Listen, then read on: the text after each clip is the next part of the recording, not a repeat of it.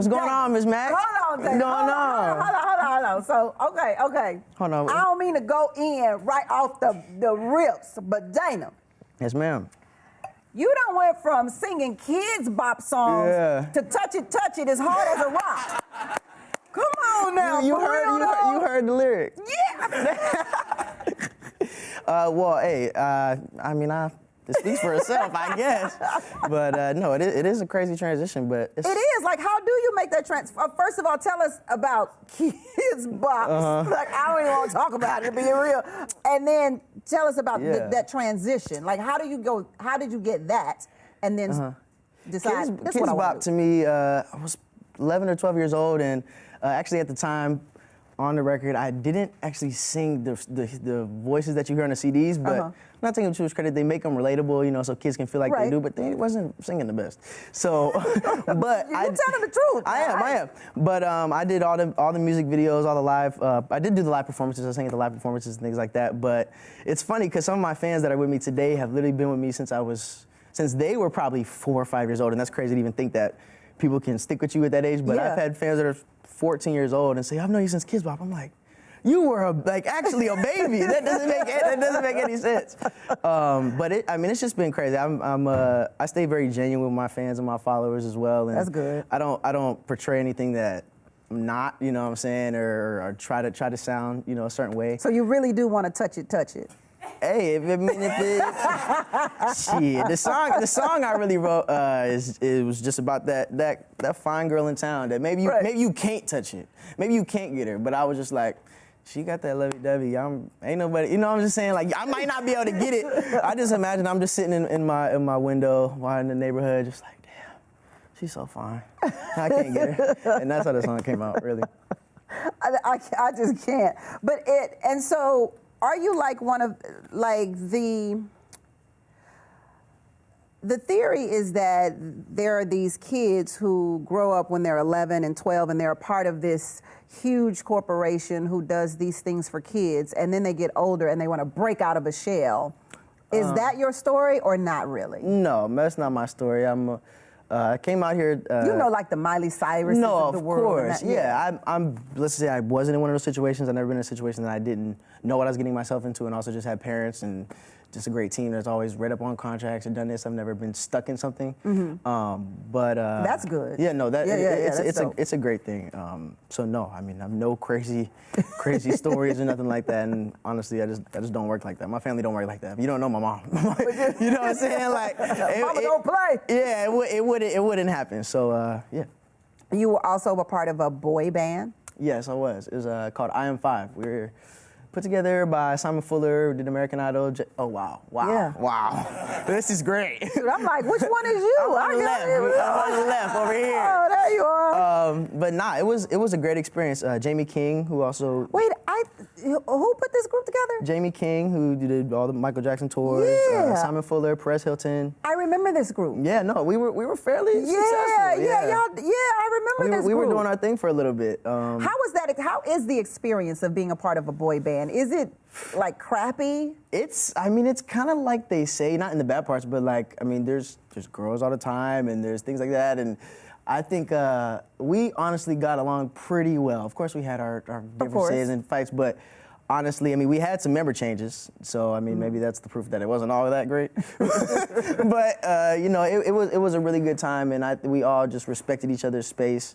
and just kind of like what we brought to the group. Right. I brought the hats. And what, the condoms? What? No, the sparkly hats. Okay. You was the Jimmy dude. Okay. Nah.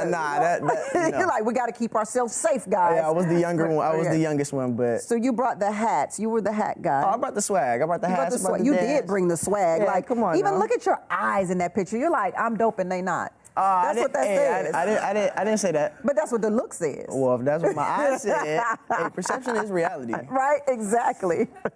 You're the only one without wax in your hair. Some Cantu. Right, exactly. So was it difficult to break out and become solo? It wasn't difficult. Actually, I was about 17 or 18 when I decided to step away from the group. And at this point, we weren't even we were called I Am 5, but we had 3 members. So I was just like... Y'all was 3. It was I Am 3. Right. And I was like, you know, it didn't really make so much sense to me for that at that time anymore. And I actually took a break from music and everything for about 9 months. I've been in the industry since I was 10 years old. So for me to stop for the first time at 18, honestly, I was just like, wow, I didn't even realize I needed a break. And just give myself time. And over that time, started writing, and it wasn't a plan. I didn't leave to go, let me go be solo. I literally kind of just dropped off the face of the earth. Oh yeah, that's interesting because most people do leave groups. Most musicians do leave groups to become solo. Yeah. Well, but you left to literally get a break. Literally to get a break, and more like, I came out here for dance. Never imagined I'd ever even be in LA. Never imagined I would even be singing. Like singing and writing has not been a dream of mine since I was a baby. What was your dream? I don't know. Honestly, I think like people are my dream. Like I just feel like I connect to people very well.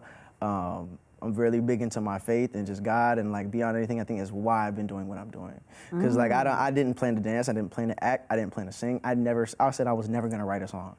And I wrote my whole project, I produced it all myself. Like, so it's just little things like I was like, even they were talking backstage, I was like, honestly, I don't know what I'm doing next. I said, but I'm doing this, and it's going well, but I love music. You know? How do you think, what triggered in your mind that made you start writing music, that made you start doing all these things you never imagined you would do? Not because you couldn't imagine them, but because you just didn't want to do them. Yeah, I think for me it was just wanting to create the stuff that I loved and that I heard. I grew up on, like, Jill Scott's my favorite artist beyond anybody. You know, people think, people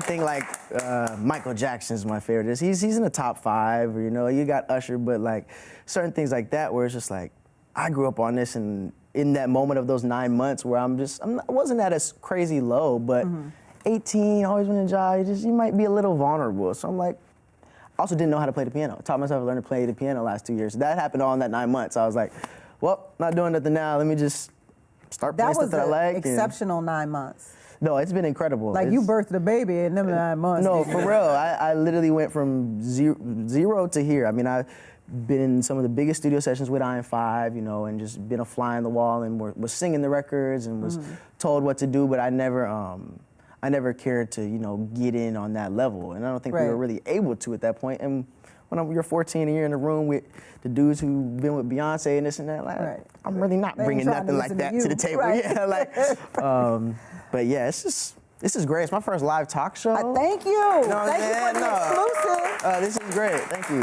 What I like about what you're saying is that you took that 9-month break, and a lot of people believe that when they rest, or when they, I like to call it, since you have faith and you know what it means to be still. Yeah. You know, and a lot of people don't know what it means to be still and don't think that there's a productivity in it. Yeah. But you just expressed that in the 9 months that you decided to back away from it all and just be still, more happened in 9 months than happened from the age of 11 to 18 for you and your journey. And it's just amazing to me. No, it's amazing to me too. Like, you write now, you play the piano now, you got a whole project now, you know what I mean? Like, that's deep, that more has happened for you as an individual in 9 months just by letting the universe speak to you. And I do that with my fans too. I mean, if anytime I'm on my story or anything, like, I'm very vocal about, you know, where I get my inspiration or what it is, you know, and I've had a lot of,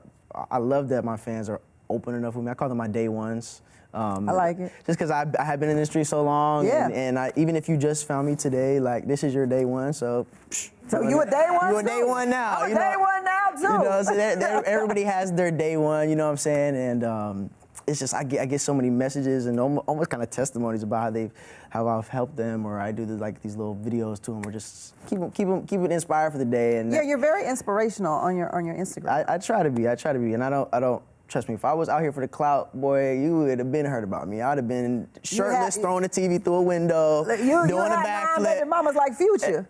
Well, yeah, that's not in my future. But no, yeah, I try not to stress about my timing and just make sure I'm surviving on a day-to-day and eating and, of course, making money and doing things like that. But I'm not in any rush to.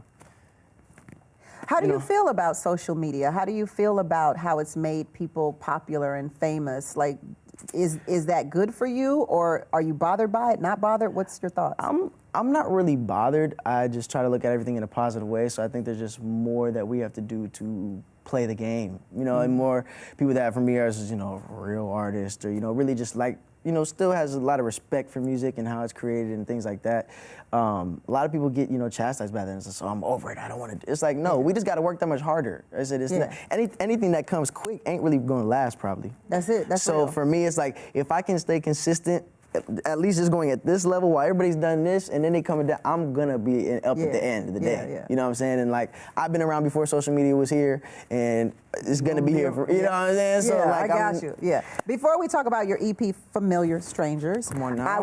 I have to ask you about your Coachella experience with Kanye West. Yes, ma'am. How does Kanye West invite you to perform at Coachella? Fatima Robinson, I don't know if you know that The name. choreographer. Yes, choreographer. Yes. Remember the time Michael Jackson choreographed Aaliyah. The most iconic choreographer ever. But I actually have a very good relationship with her and her assistant Dubs. She's actually called me directly while they were at Center Staging in Burbank rehearsing already. And she called me like, you're doing Coachella with Kanye. I said, what? I was like, I'm in jeans. I was actually dropping a song the next day. And I was just, you know, when you have a release, I just like to be in town, you know, really, you know, just active in things. I was like, really? Like, I was like, I have to go. Like, I literally have to go. And yeah, she called me and I learned these dance steps. And it's a church service, so these rehearsals didn't matter. We got to Coachella and we were running everywhere. We were running. Kanye's over here. We actually ended up in the LA Times with Kanye and Chance the Rapper in like the mosh pit, which was really tight. It was really cool. That's an incredible experience for real. And I said that I was never gonna go to Coachella unless I performed. And I went actually the weekend before just randomly, and then I got back on that Monday, got the call on the Thursday that I was performing. So I was like, thank you, God. You feel me? Like, look at it work. Look at it work. All you gotta do is call it. All you gotta do is call it. It will come. Yeah, for sure. Familiar Strangers. Yes, Familiar Strangers. My first project, EP that came out November 1st last year. It's 6 songs. You know, very kind of point of view of, there you go, up. There it is. And yeah, kind of, obviously you can see in the cover art as well, I just wanted to describe kind of like first experiences with a new person. This looks like Elvis Presley's house. Have you ever been to Elvis Presley's house? I have not been. This looks like Elvis Presley. Have you been to Elvis Presley? Yes, I have. Well, you know, Graceland. I mean, no, I know. I ain't that goddamn old. I was like, come on now, like. I've been to Graceland. Well, hey, I mean, you know, I really wanted just a kind of a classic feel. Actually, shout out my boy Chad Brady. He's up here somewhere listening. We last minute. It's a dope cover. Yeah, we last minute put this together in literally like 4 hours, and we had another cover art, and it looked well, it was put together right, but just didn't feel right. And I was like, it was one of those things kind of fighting the social media, what's trending, you know, the pick overlay, and I was like, nah, this could be put on a record. I could see this in Amoeba. You know what I'm saying? And that's why I was just like, let me go with that, because all 3 dudes, you? Yeah, that's all me. That's all you. I try to tell people I'm different. Like, it's a different me. You know what I'm saying? Like, I'm not just one person. I'm not just in the, like, it's so many. Yeah. So I see that. I get this whole thing. Well, that's good. Yeah, the dress was more like, okay, like, you know I do music. We probably went on a date. Let me just sing to you. The one on the couch is like, all right, we've been together for a while and we going through some shit. and then the one in the back, you already know what's going on. It's just like, oh, this is fun. Like, you feel me? So, I mean, I have a lot more depth to me. There's a lot more sides. I probably have about 20 of me up there, but